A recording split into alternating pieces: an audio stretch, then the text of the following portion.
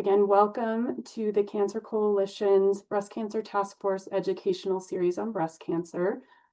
Today we are talking about resources, navigating breast cancer in Colorado, resources for patients. I'm Emily Kinsella and I support the Breast Cancer Task Force. And Ella Mayer is the program manager for the coalition. She's also your tech guru today. So if you're having any tech issues, reach out to her.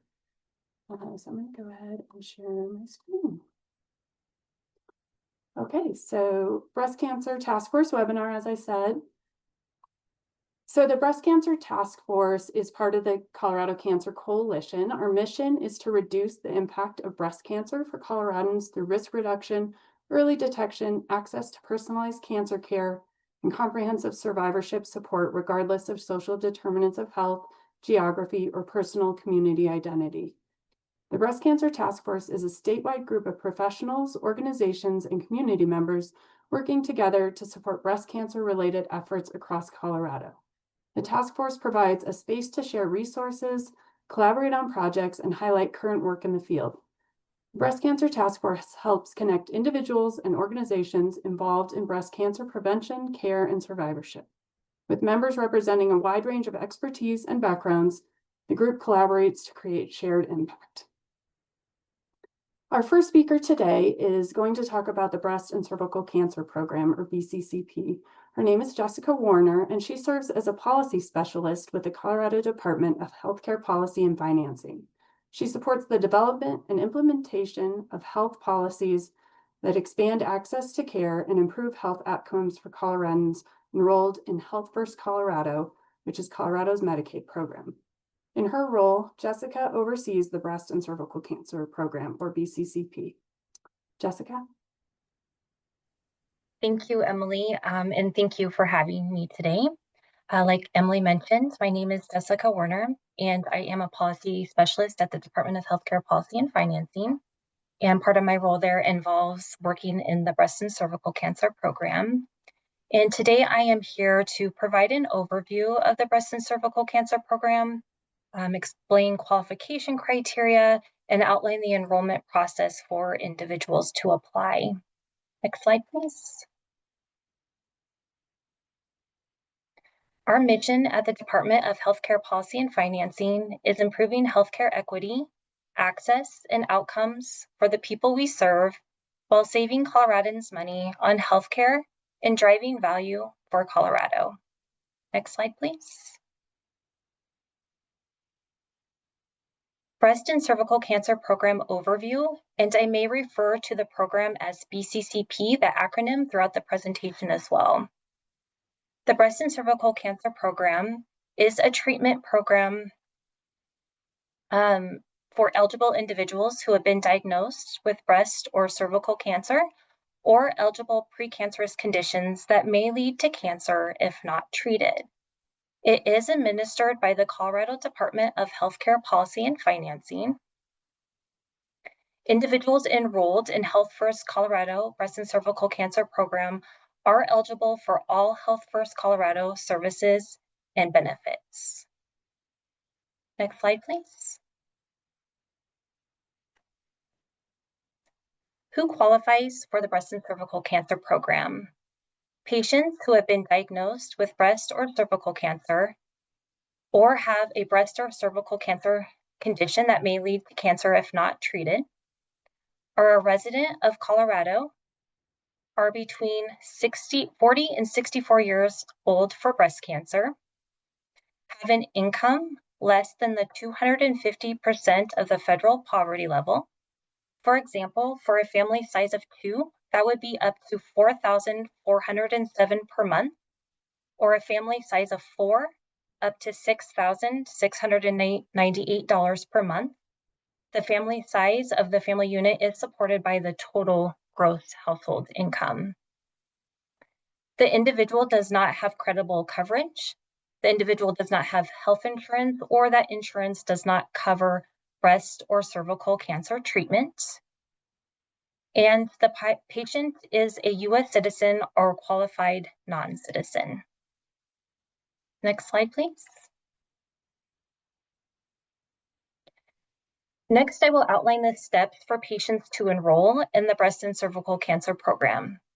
I do want to note before that I start that these steps are specific to individuals that have been screened and diagnosed with breast or cervical cancer at a non-Women's Wellness Connection site. The eligibility criteria is the same, but the enrollment steps differ slightly. I also do want to highlight that there is a breast and cervical cancer step list that is a helpful resource that outlines this enrollment process and can be found on our department BCCP webpage. It's especially helpful if you are helping a client enroll to help use that as a guide. And we have that link for that step list at the end of our presentation. So steps to help enroll a patient into BCCP Medicaid. So step one, confirm eligibility for BCCP.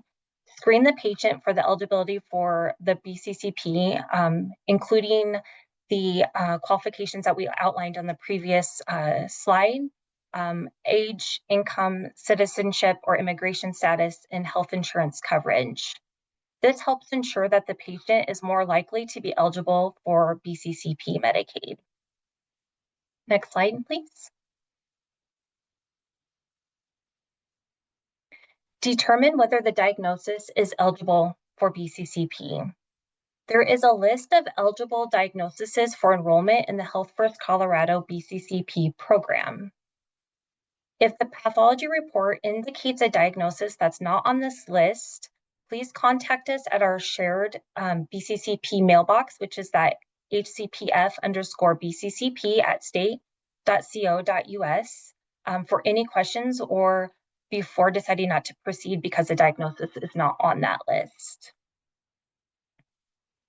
Next slide, please. Step 3, obtain sign attestation. The attestation form confirms that the individual named in the form has been diagnosed and determined to need treatment for breast or cervical cancer or an eligible precancerous condition through a licensed provider in Colorado. This attestation form must be signed by the diagnosing provider. The provider is required to be a licensed Colorado provider able to screen and diagnose for breast or cervical cancer under their scope of practice.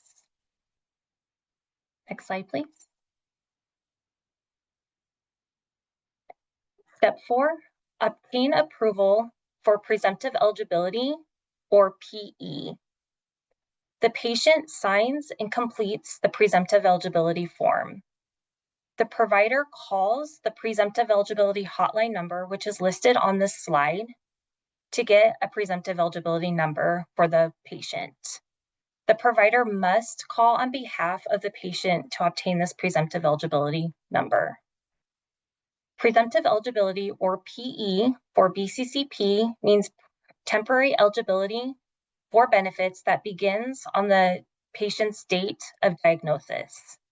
Presumptive eligibility allows a patient to begin immediate treatment for breast or cervical cancer on the day the diagnosis was made. Once the client is enrolled in presumptive eligibility, they will receive full coverage during that presumptive eligibility period. The patient will at least get 45 days of presumptive eligibility to allow for formal enrollment into the BCCP Medicaid program without a lapse in coverage. Next slide, please. Step 5, enroll in BCCP Medicaid. Help the patient complete and submit a full Medicaid application to the County Department of Human or Social Services where the client resides for processing and formal enrollment into BCCP Medicaid. Patients can apply on Colorado Peak by paper application, by phone. After that is complete, email the following documents to the BCCP shared mailbox, which again is that hcpf_bccp@state.co.us. You're going to email the signature page of the full application, which is going to be that last page, that completed presumptive eligibility form, that attestation form, a verification of lawful presence, and that pathology report. After, oops, I'm sorry. Can we go back, please? After a Health First Colorado application has been processed by the county and that member is determined to be eligible for BCCP, that member will receive a medical identification card and will remain on the program until active treatment for breast or cervical cancer is complete or until they no longer meet other eligibility criteria. Next slide, please. When does BCCP coverage end? Coverage ends if the member gets other insurance that covers treatment for breast or cervical cancer. They become eligible for another Health First Colorado program. They turn 65 years of age. They do not send in the renewal packet on time. So if the patient remains in treatment beyond 1 year, those renewed eligibility requirements are consistent with Medicaid requirements.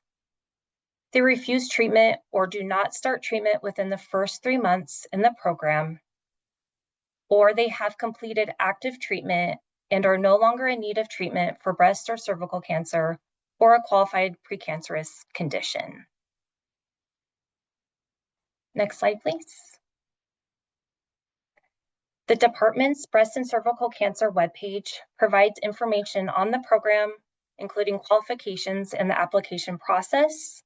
All required forms are available on the webpage in both English and Spanish, along with that breast and cervical cancer enrollment checklist that I mentioned earlier.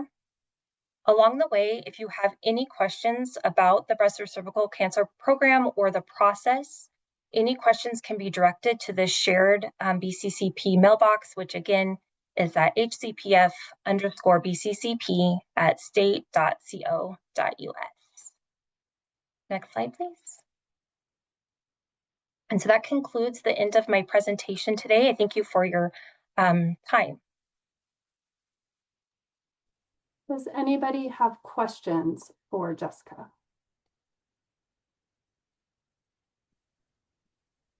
Hi, I do. Yes, go ahead, Kara.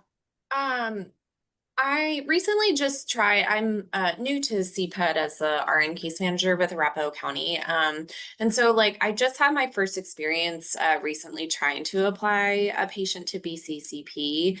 And in that process, getting all that paperwork together and using the step list, the affidavit for lawful presence.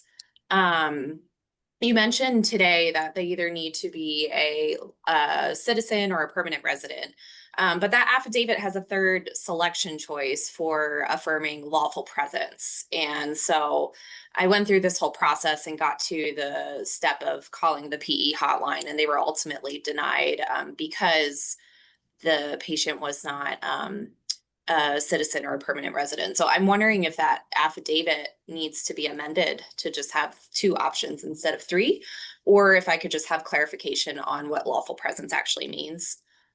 Okay, so lawful presence is outlined in our Colorado Code of Regulations, and I can drop that in the checklist as well. But when you're talking about the affidavit, can you clarify which form that you were talking about in regards to that so I can look into that further?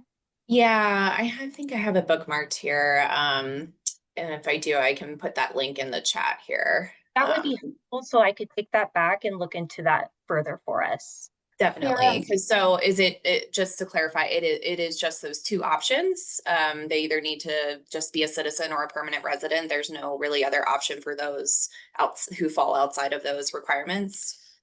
That I need to look into further before I provide an answer on that. So if you had that form that you could drop into the chat so I could take that back so I can follow up on that, please. Okay, thank you. Yeah, I'll look for that now. Thank you. And Kara, it might be that lawful presence form was used by the Women's Wellness Connection program, or WWC, when we had a lawful presence requirement, which was slightly different than Medicaid lawful presence. So I'm wondering if that third bullet is that group that was eligible for Women's Wellness Connection, but didn't meet Medicaid lawful presence. So, but that's a good question and something we can look into. Thank you.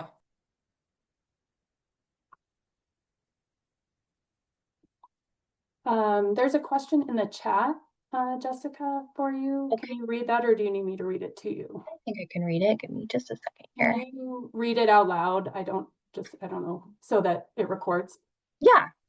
This question is from Noelle. I believe I pronounced the name. It is my understanding that BCCP does not backdate. You mentioned BCCP starts on the date of diagnosis. If my diagnosis was 2 months ago, does that mean it will backdate? And if so, how does the PE play into the role when the diagnosis is in the past? Do the 45 days begin at date of diagnosis or moment we call into the PE hotline? So yes, like I did mention, the BCCP date does start date of diagnosis. If you call into the presumptive eligibility hotline and you provide that date of diagnosis and it was back into the future or back into the past, they will reach out to myself and they will have me contact the PE requester to see if the patient has been seen recently in the office or for prescription or for surgery or procedure or anything of that nature. And then we would use that date to get that presumptive eligibility in place because it does go off of that diagnosis date. So if that diagnosis date happens and then 45 days is without of that parameters, we will adjust that date to a date that they have been seen, like I mentioned, for an office visit or procedure or prescription or such.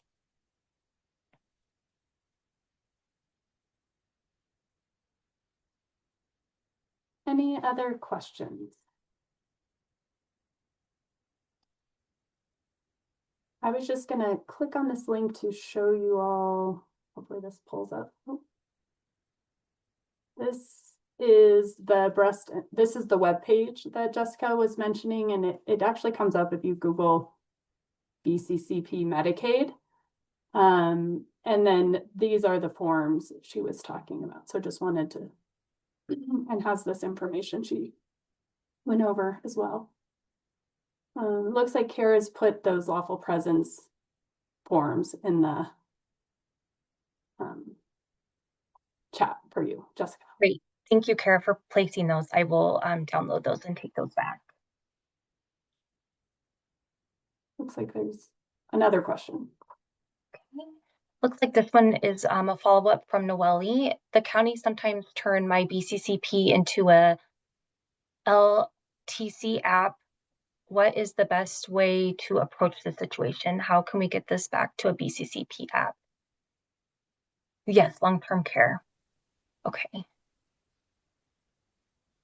So the best approach is going to be to reach out to that county Department of Human or Social Services that you're working with directly to speak with them about getting that back into BCCP. If you do run into issues with that, or if you do need support, please do go ahead and reach out to us at that shared BCCP mailbox so we can help facilitate that escalation if you are running into difficulties with that.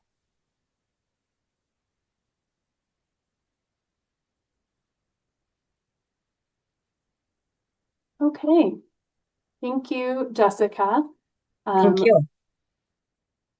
We are going to post this recording on our playlist. This is the Coalition's YouTube page, and we have a breast cancer task force educational series. You'll see there's already 2 videos up, and these videos will join. Hold on. I'm just gonna do the emails at the end here. Oops. Thought it was at the end. Whatever. Okay. Jessica gave her email address. You can also email the breast cancer task force. And this is the YouTube information.